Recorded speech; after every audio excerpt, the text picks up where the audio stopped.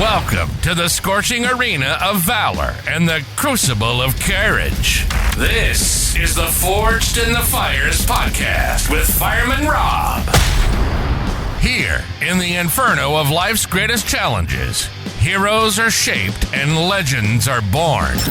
Every episode is a torchlight of wisdom, casting a glow on the paths walked by those who've braved the flames and emerged stronger. In this furnace of fortitude, we'll explore tales of resilience, bravery, and the unyielding human spirit. Each guest brings their own spark of insight, lighting up the darkness and guiding us through the smoke of adversity. With Fireman Rob at the helm, prepared to delve into conversations that smolder with significance and stories that kindle the soul. It's not just a podcast, it's a beacon for all who seek to rise from the ashes and glow with purpose. So stoke the fires of your curiosity and ready your heart for tales of triumph and transformation. The flames are roaring. The stage is ablaze. Welcome to the Forged in the Fires podcast. Let the journey begin.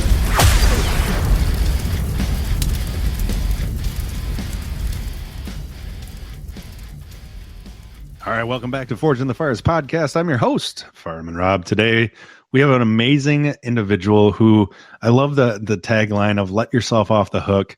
There's so many things that he's going to bring to the table today that you want to listen to, you want to take into your life, because it's so important to just be yourself, but at the same time understand why you are what you are. Let's welcome our guest, Liam Naden. Thank you so much for joining me today. Hi, Rob. Thanks so much for having me. Looking forward to talking with you. And it's awesome. You're coming from New Zealand. That's the place of Zen. That's what I think of. Yeah, it's pretty nice. It's pretty nice. Now let's go back.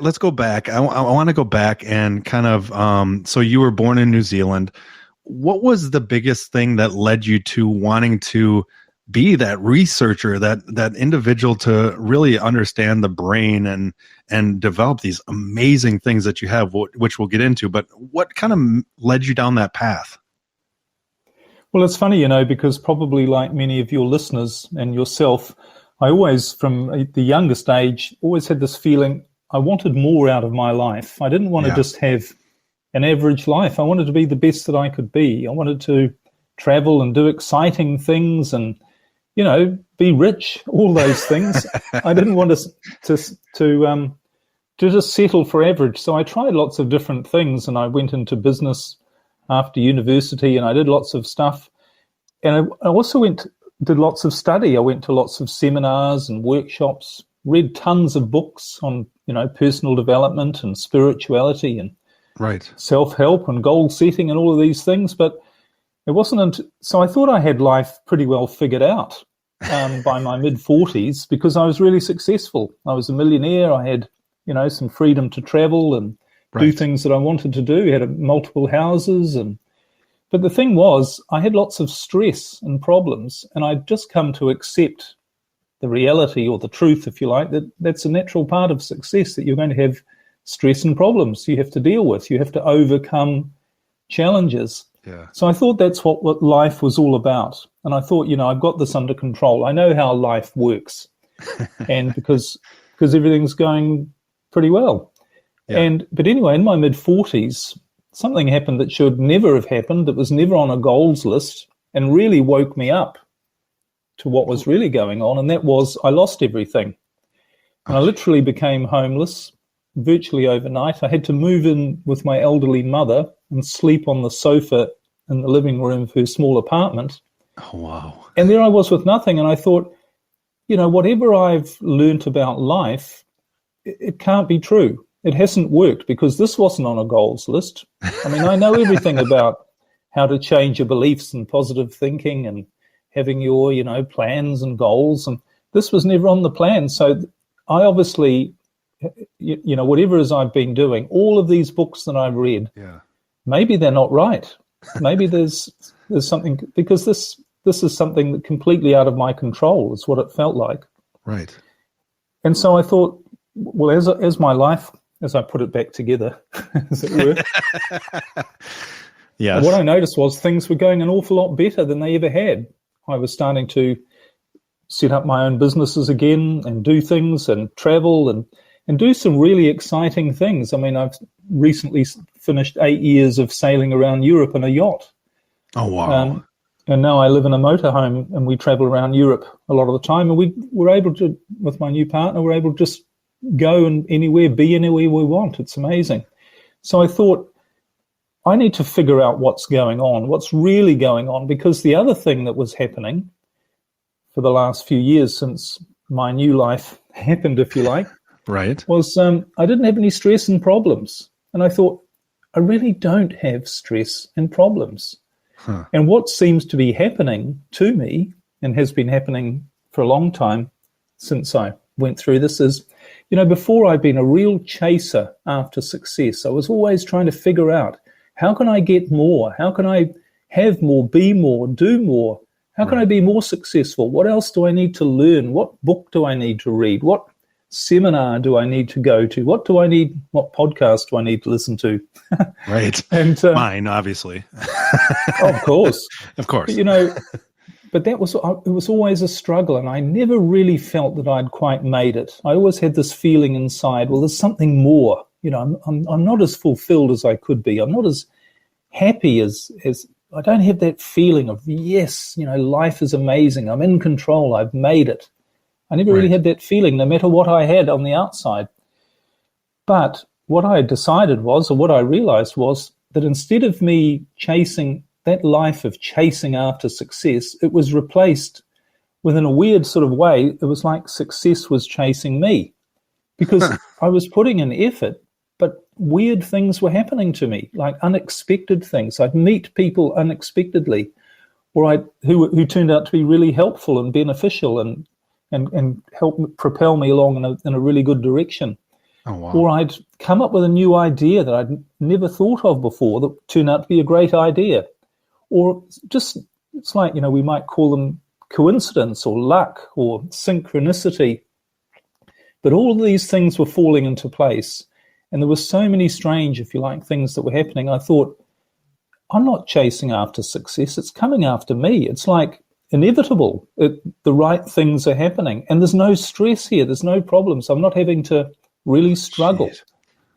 And I thought, I need to figure out what I'm doing. What have I missed? What have all those years of trying to figure it out? What have I missed? And that's when I really went on I started to put the dots together, and I started to get these new ideas as well.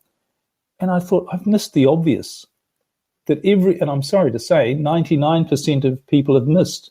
And that is, we don't actually create our life. That's the reality of it. Did you choose? We don't choose our parents. Right. And I don't know what time it is where you are, and I don't know how early it is for people who are listening, but if you really think about it, how much of your life, the important things, are really what you decide. This conversation, I know you saw me and you thought, well, he'd be good on the podcast, but you didn't know what to expect I was going to say. A month ago, a week ago, we'd never heard of each other. The people listening, you weren't expecting to hear me. And I think it goes to more important things, not just how do we get the parents that we did? How did we have the childhood that we did? How did all of the things happen the way they did? How did we find our partner or our, spouse, husband or wife or whatever, the way we did? They weren't the result of us going out there and trying to make it happen. These things just sort of came out of the blue. Right. And what I realized is that is the truth, that we think we are in control of our life, but we're not. We need to be, and here's another good example.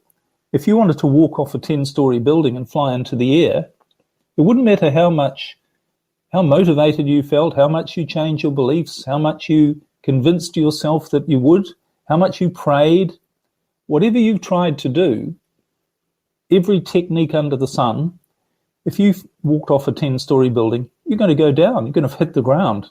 Right. Because, and this is the whole point that I'd missed, and I think most people, unfortunately, we're all missing, is that nature rules everything. We are controlled primarily by nature, by the physical world.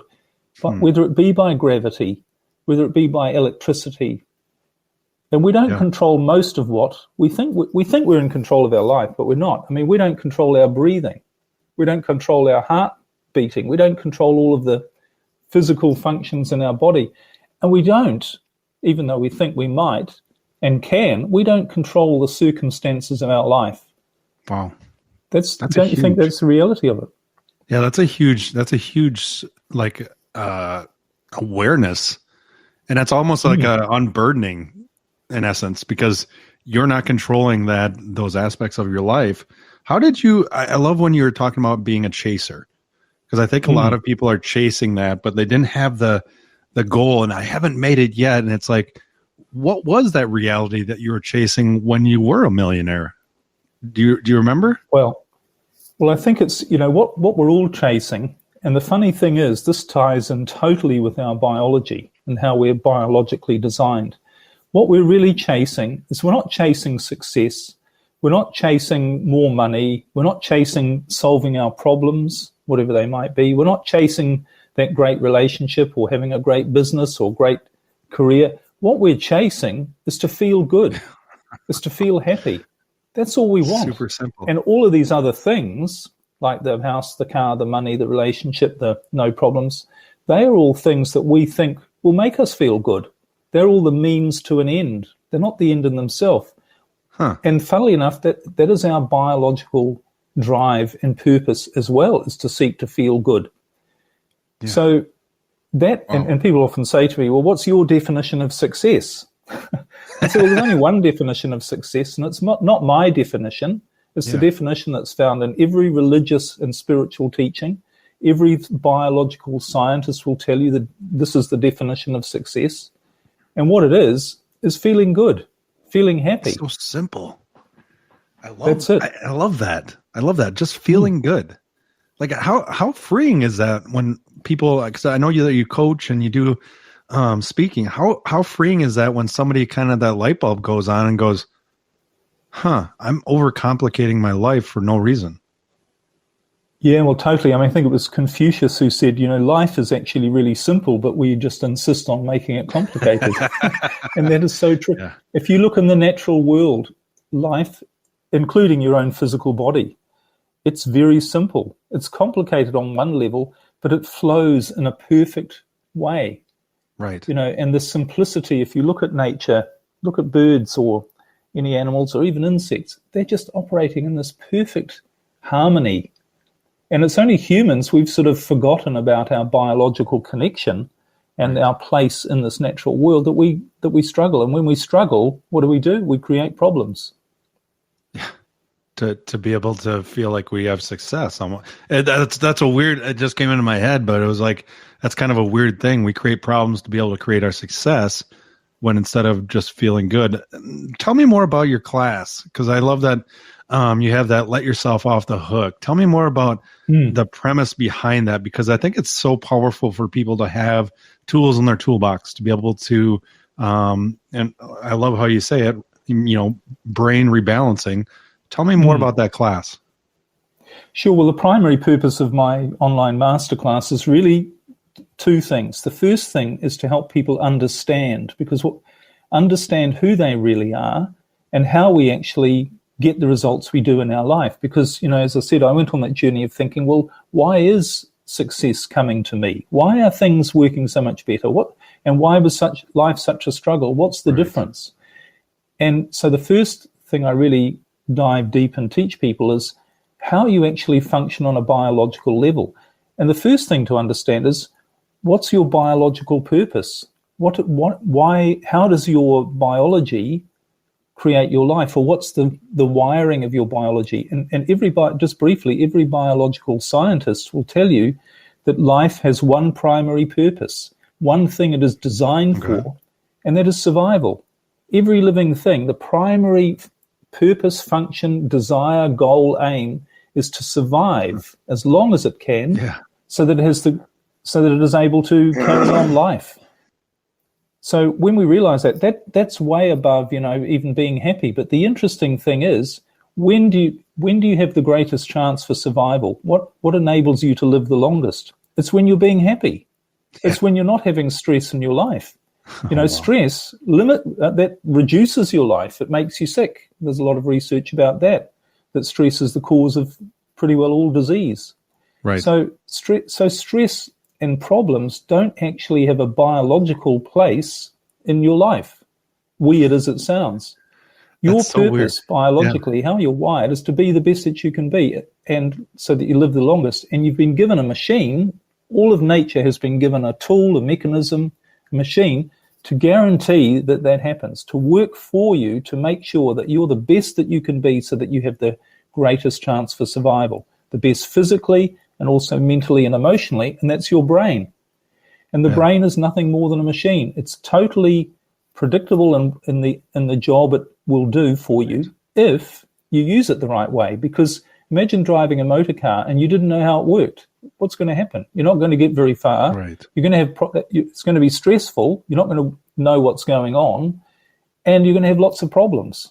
The machine's probably going to blow up. And so, in a very real sense, and this is what I explain in a lot more detail about how your brain works, so that when you understand it as simply a machine, like no more complicated than a car, actually, that's designed to ensure that you're happy, successful, doing all the things you're supposed to be doing to have the best life possible, avoiding problems, solving problems when they show up in the fastest way possible. So you get back to having this being the best that you can be life, which is your biological purpose. When you understand that, then you realize the only name of the game is to figure out how this machine works, because we've all been told from the day we were born the wrong things about how to run your life. We've been told you have to set goals, you have to struggle, the life is hard, you have to figure stuff out. We've been told all these things, and they're all completely wrong. And it was only when I, as I say, gave up, when I let myself off the hook, gave up trying to figure it all out, gave up trying to create a life of struggle, through struggle, that things started to work. And the funny thing is, if I could just say, that's the first thing I teach, but if you just think about it, what does it say in the Bible? 365 times it says, be not afraid. It says, do not worry about the future. It will take care of itself. Do not worry about what you shall eat, drink, or wear. It will all be provided for you. And the funny thing is, it's provided in the rest of nature. Right. You don't see a bird or an insect struggling for food, or it just does what it does. If it needs food, it finds food. There's a flow in nature. So we've forgotten all this and the reason we've forgotten it is we don't realize that's what this machine is designed to do. It's designed to find for us the right things at the right time without us having to worry about it. So that's primarily what I teach, because, as I say, when you understand when you understand the purpose biologically of how you work, then you understand the machine that's designed, that you have a machine and that it's designed to do this job, and then you understand how the machine works, then that's 90% of the battle, because then it's just simply a case of saying, oh, why did I use it any other way? It's logical. And then you just go down a process of retraining your behavior and your thinking and the use of your brain. I call it brain rebalancing, because there are 4 parts to your brain. Okay. These are biological, physical places in your head, if you like. They all have different functions, and you need to, and 99% of people are using the wrong part to try and get the wrong result. And that's why it's not working. That's why, goals, how many people ever achieve goals? Do you know what the success rate for goal setting is? The accepted success rate? What is it? About 3%. In other words, I don't doubt that. Yeah. Yeah. Everybody's out, and I often ask this of people who I'm working with. One of the first things, what percentage of your goals have you achieved in your life that you've ever set? The ones you've worked really hard towards. It's still only 2 or 3%. So here we all are thinking everyone else is being really successful, and the way to do it is to set goals and go after it and put in plans and everything. It's not working for anybody. I mean, I don't know about you, but if I needed a heart operation and I went to a heart surgeon and said, what's your success rate? And he said 3%. I don't think I'm going to take any notice, think he knows what he's talking about. Second opinion. Yeah. Oh my gosh. I love that, because when you think about, and I'm looking at the 4-part, you can go to liamnaden.com and find out more. when you're looking at that 4 parts of the brain model, it makes sense how simple, like what you're talking about, is when you actually just understand it a little better. And that's what you're trying to teach people, right? Is just understand how this machine, I love how you put that, how this machine works. Why do you think we are almost sabotaging it so much that we can't just do the simple thing of feeling good? Well, again, it comes down to understanding. We've never been taught any of this stuff, even though it says it in the Bible. The Bible is actually just what I've said, the quotes I gave you. It's one of the best manuals on how to use your brain, but we haven't interpreted it the right way. And we keep, as I say, we've just been trained with all of these ideas that aren't correct, because, again, if you really look at what happens in your life, you're there struggling away, trying to reach your goals. Well, firstly, what people do is they try and figure out what their goals should be.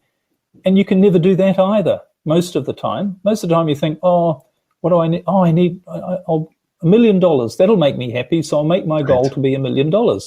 And one of two things happen. One is you never get the $1 million, or you do get the $1 million, but both times it's full of stress and struggle trying to get the $1 million. And when you get there, you think, maybe I need $2 million. That'll make me happy. So you get on this constant roller coaster of never being happy. And the thing is, it's about realizing that your brain is a 500 trillion microprocessor computer. It's vastly more powerful than any other computer on the planet. And it's only got one job, and that's to give you the best life possible. So you need to get out of your own way and realize that your brain is going to do the job. That's the thing that brings you the unexpected circumstances. It's the thing that gives you these new ideas. Sometimes we struggle away at a problem, and then all of a sudden, when we're not thinking about it, we get the solution. And it comes from a different part of our brain than the thinking, trying to figure out part. So we need to know that this is its job. And when we do, then you can let yourself off the hook and you can say, I'll let my brain do the job. All I need to do is drive it the right way and let this machine bring to me what I'm supposed to have, rather than fighting against it. That's so true. I mean, when you think about it from that standpoint of when you put it more simply, now how do you get people to believe in the fact that if I have all these environmental, these things that are around me that are causing me challenges and causing me struggles, how do you get them to see through those weeds and say, are those environmental things causing the problem, or is it me thinking they're causing the problem?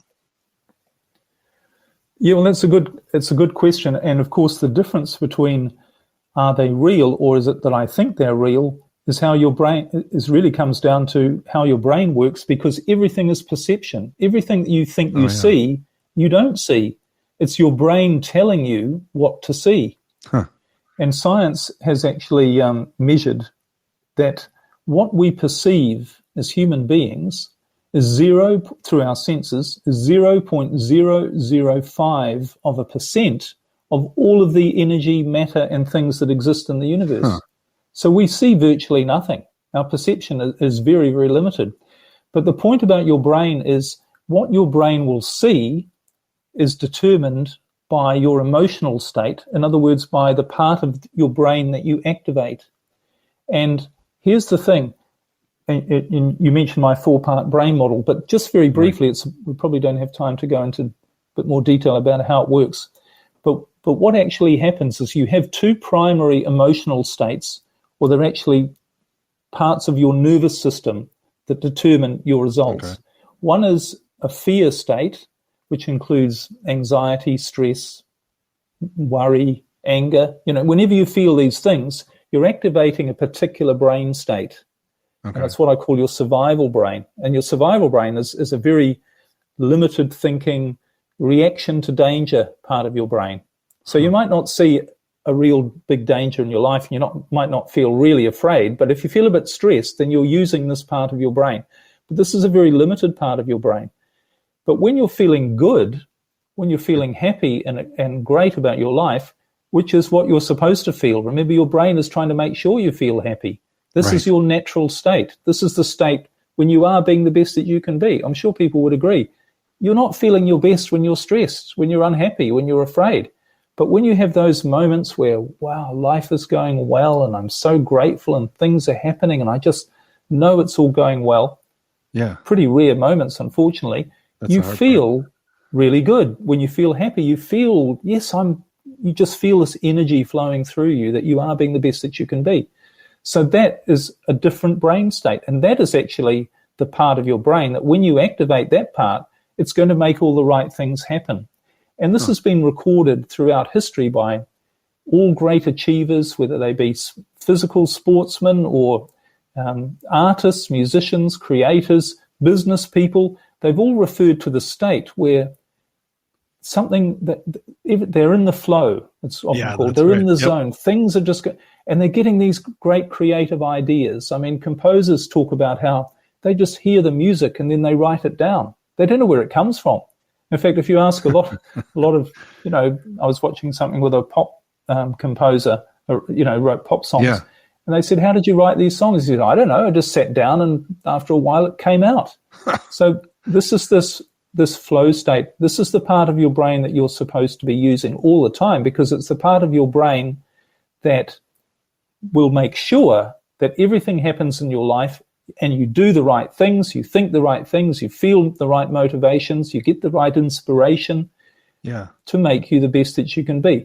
But the difference is, and coming back to your question, what activates that or deactivates that, it's a biological thing. It's fear.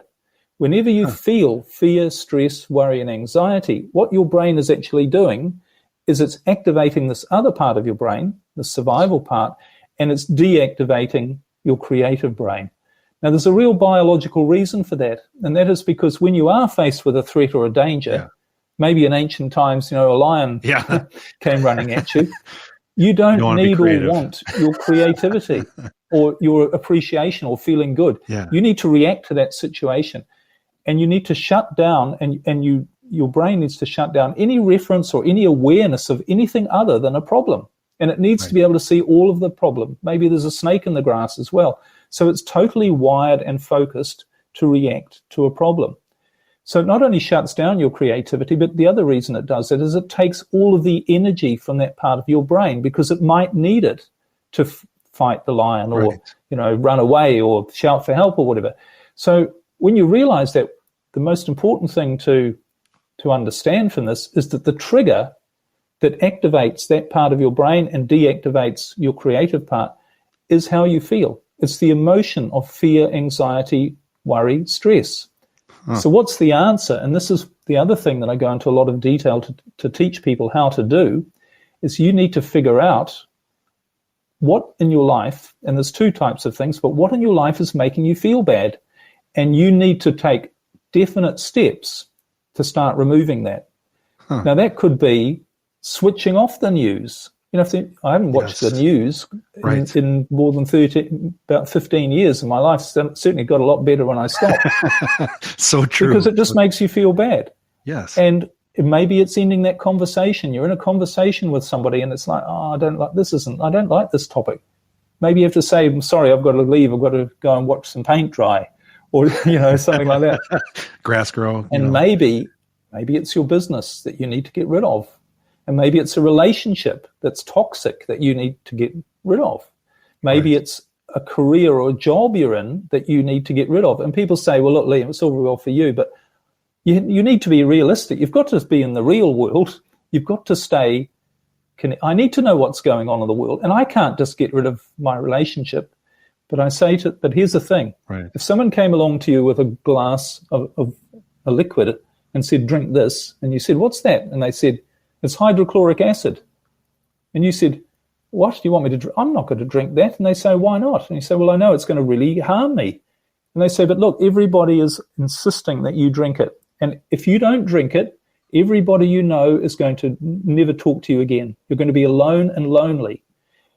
Everything is going to be taken away from you. We're going to make you bankrupt. We're going to take everything that you own. We're going to put you out on the street. Right. And your grandmother's going to kill herself if you don't drink this hydrochloric acid. And you're going to say, I'd imagine, look, I'm sorry, it doesn't matter what the justification is. No price is worth paying for me to drink that hydrochloric acid, because I just know if I drink it, it's going to ruin my life and going to kill me. And that's what fear, stress, worry, and anxiety do. It doesn't matter what the justification. What it does on a physical, biological level is it shuts down your creative brain. It shuts down all of the resources you need to make your life the best it can be. You're never going to be able to do that. And that's why people struggle for so long trying to figure out what to do, trying to solve their problems, trying to reach goals, and just stay in the state of stress, because the part of their brain that has all of the answers and all of the resources, it's not there. It's not available. It's just blocked off. Wow. It's just the way it works biologically. It's not, I mean, this isn't any mystical. No, but it's something that you don't hear. Woo-woo stuff. It's pure biology. Yeah. It's stuff that you don't hear, and that you think is way outside of the realm of understanding it and applying it. But like you're saying, it's something that if you understand it, you can actually apply it to just living that life of being good. I love that. Exactly. I love that. Well, make sure you go to liamnaden.com. You can find out more. Liam, my mind's blown. I mean, it's still intact, but it's been blown because I just understanding the basics of it. I love it, but I can't let you go yet because I have 3 questions for you. You ready, sir? Yeah, always. All right. Well, let's see which part of your brain I can activate here. All right. If you could go back to your 18-year-old self and give yourself one piece of advice, what's that going to be? Let yourself off the hook. Everything's going to turn out fine. Your life is going to turn out fine. Don't worry about it. Don't get stressed and struggle. And don't feel that you have to, when you hear that little voice within you say you should do this or you shouldn't do this, just follow it. Yeah. That is your creative brain speaking. I love that. All right. Here's the second one. This one's going to be good. I want to know the answer to this one. So if you could give somebody 2 habits to incorporate into their daily life to continue to live forward, to continue to live towards that good life, what would those 2 habits be? Make a commitment to learn about who you really are. That's probably the only habit you need to have. I love it. Or the second habit is whenever you feel bad, say to yourself, I'm activating the wrong part of my brain. I need to get out of this situation. Yeah. I need to, and again, this all sounds too far-fetched for people, but it's like the hydrochloric acid. On a biological level, it's the way it works. And if you don't, and if you have any doubts about that, then you need to develop the first habit, which is to find out about Revert to the truth about it. Develop your understanding of how it works, of how things work. I mean, you do that with a car. If your car was spluttering and you weren't getting anywhere with it, you'd want to figure out what you were doing wrong. Are you putting in the wrong fuel? Have you still got the handbrake on? Are you trying to drive it because you don't know that pedal in the middle is the brake, so you've got your foot on it? You need, and when you understand, but you can only do that when you start to learn, when you start to understand, and it doesn't take long. And as I say, it's simpler to drive your brain than it is to drive a car, because this is the way we're naturally designed. We've been taught to develop these habits that are unnatural. That's crazy. That's great. It's so simple that it's almost too, I don't want to say simple, but it is almost too simple for people to cognitively think it over because they think it has to be more complicated. Well, again, in the Bible, it says, seek first the kingdom of heaven and everything else will be given to you. Well, what is the kingdom of heaven? Well, it says where the kingdom of heaven is. The kingdom of heaven is within you. In other words, it's your creative brain. It's feeling good. It's bliss, happiness, total fulfillment. And how do you enter the kingdom of heaven? Again, the Bible talking. There's only one way. You need to be like a little child. Yeah. You need to be like little children who enter the kingdom of heaven. Now, what are little children doing? They're not setting goals. They're not trying to figure stuff out. They're not worried about the future. They're not doing all this stuff. They're just using their brain in a natural way, which is allowing things to happen. Wow. And focusing on feeling good in the moment. So simple. So simple. All right, this last question's fun. If you could have coffee at a firehouse table, so in other words, no questions are off the table, with 3 people that can be deceased or alive, who would those 3 people be? Well, I was going to say with myself, to be honest. I Nice. find myself the most fascinating person that exists, and I don't mean that in a vain sort of way. But Totally makes here's sense. the fascinating thing: when you start to access and use your creative brain proper and use your life the way you're supposed to, you have the most amazing insights and new ideas that come to you, and you realize they're not coming to you from you; they're coming to you from your connection to some intelligence that is actually wired throughout and is running all of life and all of this universe. So you have access to that. And I do this often, this is another habit, first thing in the morning and last thing at night, when I'm just waking up and when I'm just going to sleep, I start to have a conversation with my higher self, and I start asking questions. And the answers you get back are absolutely amazing. And I realize they're not from me, but they're from the collective knowledge, the infinite knowledge that exists. And we're supposed to be able to tap into that all the time through our brain, but we can only do it when we use our brain the right way. So again, I'm not really talking to myself. I'm talking to You're higher. to the knowledge, the wisdom, the intelligence of everything. And it's, as I say, it sounds a bit odd, but really try it. You'll be amazed. I like that. But who's going to serve who coffee? That's what I'm wondering. Yeah. Well, just as well I don't drink coffee. Liam, do you want coffee? I don't drink coffee, funnily enough.